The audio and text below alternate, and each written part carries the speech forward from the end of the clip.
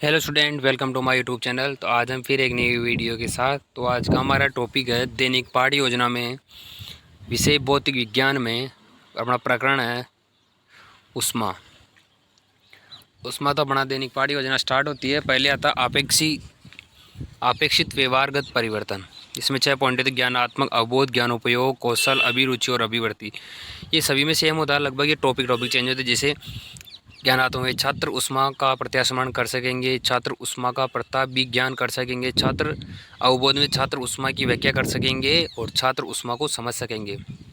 ज्ञान उपयोग में छात्र ऊष्मा से प्राप्त ज्ञान का उपयोग उच्च अध्ययन में कर सकेंगे, छात्र ऊष्मा से प्राप्त ज्ञान का उपयोग दैनिक जीवन में नवीन परिस्थितियों में कर सकेंगे। कौशल में छात्र ऊष्मा की जानकारी प्राप्त कर सकेंगे, छात्र ऊष्मा का चित्र चार्ट बनाने में बना सकेंगे। अभिरुचि में छात्र ऊष्मा के बारे में रुचि उत्पन्न कर सकेंगे, छात्र ऊष्मा के बारे में विचार विमर्श कर सकेंगे। और अभिवृत्ति में छात्र ऊष्मा का प्रति सकारात्मक दृष्टिकोण रख कर सकेंगे।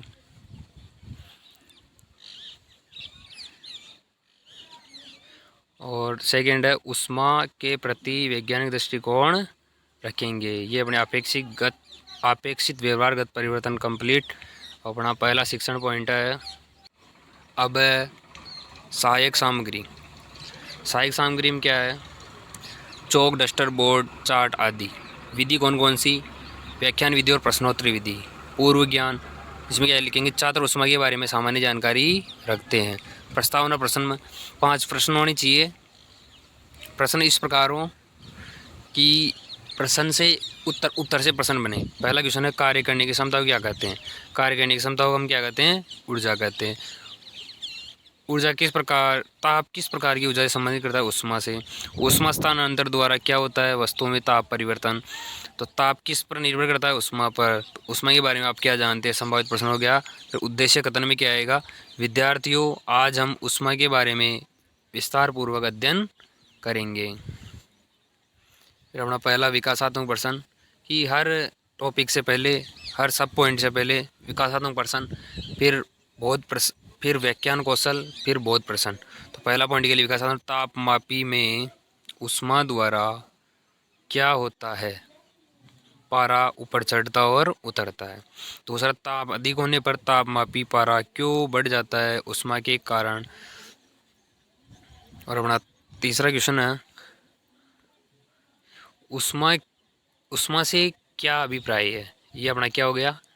संभावित प्रश्न। अपना टॉपिक हो गया पहला ऊष्मा से अभिप्राय। ऊष्मा एक प्रकार की ऊर्जा है जिसका स्थानांतरण एक वस्तु से दूसरी वस्तु में होता है। ऊष्मा का प्रवाह अधिक ताप वाली वस्तु से कम ताप वाली वस्तु की ओर होता है। ऊष्मा त्याग वाली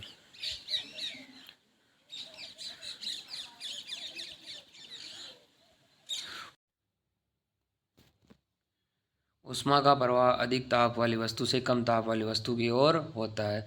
ऊष्मा त्याग वाली वस्तु ठंडी और ऊष्मा ग्रहण करने वाली वस्तु गर्म हो जाती है। ऊष्मा का स्थानांतरण तब तक चलता रहता है जब तक कि वस्तुओं का ताप समान नहीं हो जाता। और ये क्या है?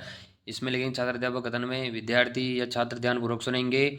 और ब्लैक बोर्ड वाले में ये इसमें लिखेंगे उच्च ताप से निम्न ताप की ओर ऊष्मा का स्थानांतरण होता है। फिर बहुत प्रश्न, पहला बहुत प्रश्न है कि ऊष्मा का स्थानांतरण किस प्रकार होता है? उच्च ताप से निम्न ताप की ओर। दूसरा क्वेश्चन है वस्तु के ऊष्मा ग्रहण करने पर उसके ताप पर क्या प्रभाव पड़ता है? ताप बढ़ जाता है। ये बहुत प्रश्न वो होते हैं जो अपन छात्र अध्यापक कथन है ना, उसमें से पूछे जाते हैं। विद्यार्थियों को समझ में आया या नहीं आया।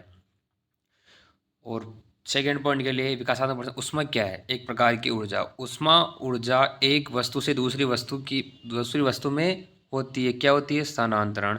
ऊष्मा संचरण की विधियां कौन कौन सी है? संभावित। अपना पॉइंट भी ये हो गया। दूसरा क्या हुआ? दूसरा पॉइंट ऊष्मा संचरण की विधियां। छात्र अध्यापक कथन में क्या आएगा? चालक संवहन व विकिरण ऊर्जा या ऊष्मा संचरण की विधि है। ठोस में ऊष्मा का स्थानांतरण चालन विधि द्वारा होता है। इन पदार्थों में ऊष्मा द्वारा चालन आसानी से हो जाता है। और ऊष्मा के चालन ताप जिसमें ऊष्मा का चालन नहीं होता है वे पदार्थ कुचालक पदार्थ कहलाते हैं। द्रव में अणुओं के द्वारा ऊष्मा का स्थानांतरण किया जाता है। द्रव में किनके द्वारा ऊष्मा का स्थानांतरण किया जाए? द्रव के अणुओं के द्वारा। पहला बहुत प्रश्न है इसमें, चालन विधि पदार्थ की किस अवस्था में उपयोगी है? ठोस अवस्था में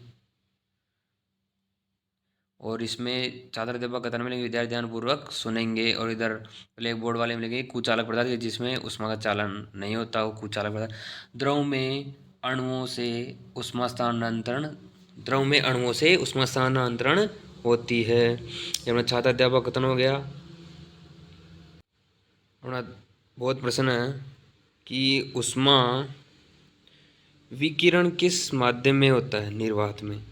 तीसरे पॉइंट के लिए अपना विकासात्मक प्रश्न, पहला प्रश्न, किसी एक ऊष्मा चालन के पदार्थ का नाम लिखो। लोहा। लोहे को ऊष्मारोधी बनाने हेतु क्या किया जाता है, उस पर परत चढ़ाई जाती है।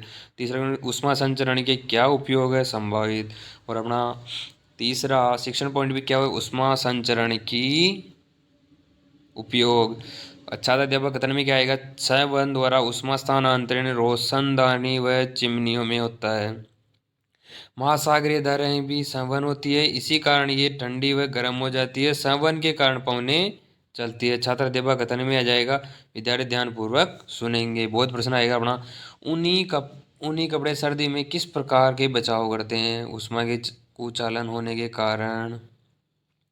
सूर्य से पृथ्वी तक ऊष्मा किस कारण पहुंचती है, विकिरण के कारण।